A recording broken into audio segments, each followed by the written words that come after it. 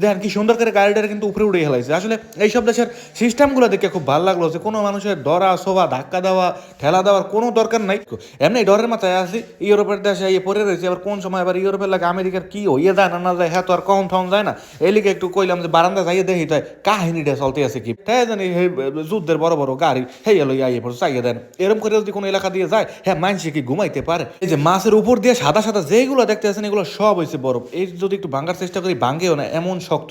আসলে এইসব দেশে এই জীবনে দেখলাম যে মাছের উপরে এরম মোটা মোটা বরফ থাকতে পারে বা এরম টাহাজ দিয়ে এরকম বরফগুলোরে কিনে তারপর খাওয়া লাগে। চর্বির পরিমাণ বেশি। আমি বুঝলাম না যে এই পাকিস্তানি দোকানটা কিনলে গিয়ে এবার এরকম করলো। আগেবারেও মাংস আনছিল ওই দোকানগুলো তো, কিন্তু এবারে চর্বির পরিমাণটা বেশি। সাদা সাদা একালে সাবানের লান চর্বিগুলো দিয়ে ভরে দিয়েছে। এই দেন এইসব দেশের যে মাংসগুলো আছে এই মাংসগুলোর সর্বপ্রথম রক্ত জরান্য। এই গাইস আসসালামু আলাইকুম, দিল্লি থেকে শেখ নিলে and welcome to another new blog. কি অবস্থা সবার? আশা করছি সবাই খুব ভালো আছেন। আল্লাহর রহমতে আমি অনেক ভালো আছি। এই বাতিটার দেখে একালে ডরাই গেছি। এমনি বিভিন্ন দেশের লাগে গ্যাঞ্জাম বাজে। আমি কই ব্যাপারটা কি আবার ইতালির লাগে কোনো দেশের লাগে যাই ঝামেলা বাজলো নি। মানে বাতিটার এমন কালার পুরা এলাকা ঠেয়ে জানি কি আগুন লেগে গেছে। এই এলাকার আলো আর এক এলাকায় বইয়া দেখা যায়, মানে এত ভয়ঙ্কর এই বাতিরা। আসলে এই ট্রাকটা যেমন একটা ট্রাক, যদি রাস্তার মধ্যে কোনো গাড়ি আটকে যায় এই গাড়িটারে নিতে এই ট্রাকগুলো আহে। আর উপরে এমন একটা বাতি লাগাইছে বোমা, বিশাল একটা বাতি। এই বাতির কালার চলে দেখি ঘরে বইয়ে দেখি জলে নেবে কি ব্যাপারটা কি? বাসার সামনে আবার কেউ আবার কি আক্রমণ করতে আইয়ে বললো নি এই ট্রাক মে রাখলো। আমি তো প্রথম দেখে হ্যাঁ এই ভাবছি মানে বাতির এত কালার লেগে এই যে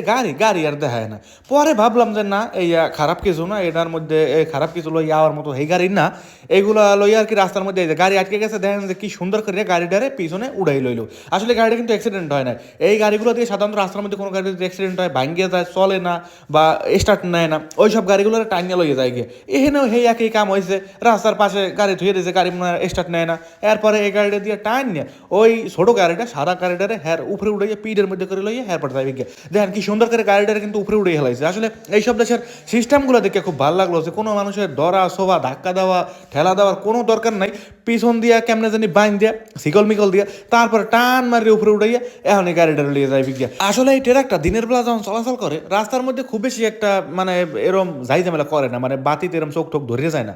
রাইতে যেই খেলা এরম বাতি জ্বালাই রাস্তা দিয়ে যায় শয়তান ময়তান যে আছে ওই পলাই আর এক দিকে যায় গিয়ে ঠেয়া জানি আগুন এটার পিঠে করে লইয়া এরপর যাইতে আছে। এটার মধ্যে এই বাতি লাগানোর কারণ হইতে আছে এরা যেহেতু একটু অন্য ক্যাটাগরির গাড়ি বা এই গাড়িটা দিয়ে যেহেতু সাধারণ কোনো কাজ কাম করে না, যাতে অন্য মানুষ দেখে যাতে এই জায়গায় স্লো করে, অতিরিক্ত উচ্চ গতিতে না আহে, এই বাতিগুলো দিয়ে আর কি ওইগুলোই বুঝায় যে তোমরা একটু সাবধান থাকো। এমনি ডরের মাথায় আছি ইউরোপের দেশে ইয়ে পড়ে রয়েছে, আবার কোন সময় আবার ইউরোপের লাগে আমেরিকার কি হইয়ে যায় না যায় হ্যাঁ তো আর কম থম যায় না। এই লিগে একটু কইলাম যে বারান্দা যাইয়ে দেখি তাই কাহিনীটা চলতে আছে কি বাইরে। যাই হোক দর্শক, এককালে 1-2 মিনিটের মাথায় কিন্তু এই গাড়িটারে ওই গাড়িটার উপরে কিন্তু উড়াই খেলাইলো। দেন কি সুন্দর করে উড়াইতে আছে। এই আর একটুনি বাহি আছে, তারপরে কিন্তু গাড়িটার একদম সোজা হইলেই এই লোকটা এই গাড়িটার লিয়ে যাইতে পারবে। আসলে এইসব দেশের সিস্টেমগুলো দেখে অবাক হয়ে যাই মাঝে মাঝে যে এইসব দেশে যদি না আইতাম, এই জিনিসগুলো যদি না দেখতাম, তো জীবনে মনে হয় অনেক কিছুই দেখিনি বা জীবনে অনেক কিছু মিস করতাম। আরও যে কত জিনিস দেখার বাহি আছে হ্যাঁ মনে হয় না দেখলে কইতার মনে হয়। এই যে গাড়ি এটারে এমনভাবে সেকল দিয়ে বাঁধিয়ে হয় কোনো বিলেই পড়ার কোনো অপশন নাই যে এটা ধাপ করে পিছনের দিকে পড়ে দেবে বা মোড়ের মধ্যে ঘুরতে গেলে গাড়িটা উড়াই দিতে পারে, এরকম কোনো অপশন নাই। তাই ওস্তাদে কিন্তু উঠতে আছে এটার লিয়া নাচতে আসতে যাবি গিয়ে, যাও গিয়া বাপু তাড়াতাড়ি করে যাও গিয়া, মনের মধ্যে তুমি আতঙ্ক লাগাই দিছো। এই সমস্ত জিনিস বাতি বুতি রাই তুলি আর জ্বালাইও না, হ্যাঁ একটু সুন্দরভাবে চলাফেরা করার চেষ্টা করো। একটা ছোট মোটো একটা বাতি লাগাইতা, লাল না লালটা তো আরো ভয়ঙ্কর, একটা ছোট সবুজ বাতি ভালো, সাদা মাদা একটা লাগাইতা, হ্যাঁ না করে চারিদিকে বাতি বুতি লাগাইয়া হ্যাঁ জানি যুদ্ধের বড় বড় গাড়ি হেই এলো ইয়ে পড়ে চাইয়ে দেন। এরকম করে যদি কোনো এলাকা দিয়ে যায় হ্যাঁ মানুষে কি ঘুমাইতে পারে, মানুষের হেই মন কি ঠিক থাকতে পারে? সর্বনাশ। এই দেন আরেকটু যদি দেয় চাইয়ে কেমনে আলো করিয়ে যায়। ওরে বাবা রে, এটা দেখলে পশম যায় খারাইয়া। শুভ সকাল সবাইকে। ইতালি থেকে বাবা গেছিল বাইরা যাওয়ার পর পাকিস্তানিদের দোকান তো একটু বাংলা খাবার দাবার গুলো আনে, তো হের মধ্যে কয়েকটা জিনিস যদি দেখায়, এইগুলো হয়েছে পাঙ্গাস মাছ। এই মাছগুলো কিন্তু ওজন মাইপে তারপরে কিন্তু ওরা দাম দরে। দেখেন যে মাছের চামড়ার উপরে কয় ফুট পরিমাণ একটা বরফ পরে রয়েছে। আসলে এইসব দেশে মাছ কিনে খাই না, এইসব দেশে টাকা দিয়ে বরফ কিনে খাই। এই দেখেন বরফটা একটু ভাঙ্গিয়ে যদি একটু দেখাই তাহলে আসলে ভালো করে বুঝাইতে পারবো যে আসলে কোনো মাছ খাই না, বরফ টাকা দিয়ে কিনে আনছে। এই যে মাছের উপর দিয়ে সাদা সাদা যেগুলো দেখতে আছেন এগুলো সব হয়েছে বরফ। এই যদি একটু ভাঙার চেষ্টা করি ভাঙ্গেও না, এমন শক্ত।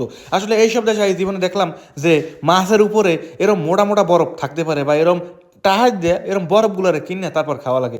এই মাছটা যদি 5 কেজি, হে এনে বরফ হয়ে আছে কইতে গেলে 2-3 কেজি। আমি জানি না এই মাছটার ওজন টোটাল কতটুকু, আন্দাজ একটা ধারণা দিলাম। এই দেন ভাঙ্গার চেষ্টা করি, ভাঙ্গিও নৈতুরি একটা হাতের মধ্যে ঢোকার একটা মানে চান্স থাকে। দেখছেন কি পরিমাণে মোটা মোটা বরফগুলো উপরে পড়ে রয়েছে। যেহেতু এগুলো বিভিন্ন দেশ তো নিয়ে আনে, সো ওরা আনার সময় বিভিন্ন রকমের প্রসেসিং করে তারপরে আনে, যাতে করে মাছগুলো নষ্ট না হয়, বিমানে কোনো সমস্যা না হয়। হেলিকে এরকম করে মোটা বরফগুলো দিয়ে ধুয়ে দিবি উপরে। এই দেখেন মাছ শেষ হয়েছে কোন জায়গা আর মাছের বরফ শেষ হয়েছে কোন জায়গা। আসলে এগুলো ভাঙ্গার কোনো দরকার নেই, জাস্ট ভাঙ্গে দেখাইলাম, পানির মধ্যে ভিজাইলে মনে হয় 2-1 মিনিট লাগে গলতে, এরপর গলে গেলে অরিজিনাল মাছটা দেখা যায়। এই দেখেন বরফ, ওরে বরফ রে একলা আইসক্রিমের লাহান, এই দেখেন বরফ আর বরফ। এবার অরিজিনাল মাছটা বাইরে এসে আসলে এরকম করে এই সব মাছগুলো এরকম বরফ দিয়ে রাখা, মানে মনে হইতেছে কোনো একটা আইসক্রিম বানায় না, আইসক্রিমের যে হাঁসগুলো আছে না ওই এর মধ্যে দিয়ে তারপরে মনে হয় এই মাছগুলো আরে বানানো হয়েছে। আর নয় তো এরকম করে বরফ কি লেগে থাকবে, বরফ থাকবে বরফের লাহান। কিন্তু এগুলো ঠায় জানি মাছের উপরে আরেকটা মাছ, মাছগুলো ঠায় মেশিন দিয়ে বানায় না, মিশ মাথা কোনো কাটা কাটা হাতে বাজে না, কারণ এইগুলো সব গাছ কাটুনিয়া যে করাতগুলো আছে, গাছ কাটুনিয়া যে মেশিন আছে, ঠিক ওই টাইপের মেশিন দিয়ে গাছ যেরকম করে কাটে এই মাছগুলো ওরকম করে কাটছে। এগুলো যে একদম তাজা তাজা কাঁচামরিচ, এইগুলো আসলে অন্য কোনো দেশ তো নেওয়া হয় না, এগুলো ইতালির মধ্যেই হয়। 5 ইউরো করে কাঁচামরিচের কেজি, যা বাংলাদেশ টাকা বলতে পারেন এককালে কম করে হইলো 800 থেকে 900 টাকার মতো দাম আসতে পারে। বোঝেন তো যে 800-900 টাকায় এখানে প্রায় 1 কেজির মতো কাঁচামরিচ আছে মনে হয়। 5 ইউরো 1 কেজি আনছিল, মনে হয় এরকম কিছু আছে। দেখেন কাঁচামরিচের কালারগুলো কি সুন্দর। আসলে কাঁচামরিচ ধরি না স্বর্ণ ধরতে আছি, হ্যাঁ আসলে নিজেও কইতে পারি না। 800-900 টাকা দিয়ে যদি 1 কেজি কাঁচামরিচ খাওয়া লাগে, ওই জিনিস খায় না, ওই জিনিস দেখে আমি হেই কইতে পারি না। যাই হোক দর্শক, এটার মধ্যে আছে মাংস। এই মাংসগুলো যদি একটু দেখি যে আসলে ভিতরে কেমন মাংস আছে। এক এক দোকানের মাংস এক এক রকম, কোনোটায় আরদায় বেশি, কোনোটায় চর্বি, কোনোটায় মাংস ভালো, কোনোটায় মাংস খারাপ। একটু ভিতরে যদি খুলে দেয়, ওরে আল্লাহ খোলেও না, পলিথিন গেছে গিটতে লাগিয়ে।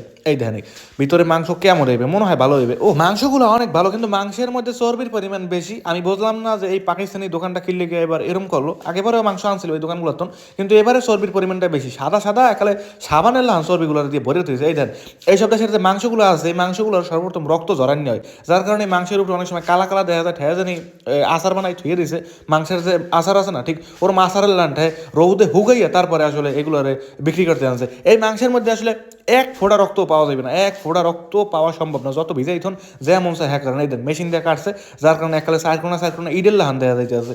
আমাদের দেশের মাংসগুলো রান্না রাখলে একটু পর নিচে একালে রক্তে পুরো পলিথিন ভরে আছে, কিন্তু এইসব দেশের গরুর মাংসের মধ্যে কোনো ধরনের এই জিনিসগুলো দেখা যায় না। তো দর্শক আজকের এই ব্লগে এই পর্যন্তই। ভালো থাকবেন, সুস্থ থাকবেন, নিজের খেয়াল রাখবেন। বাই বাই সবাইকে।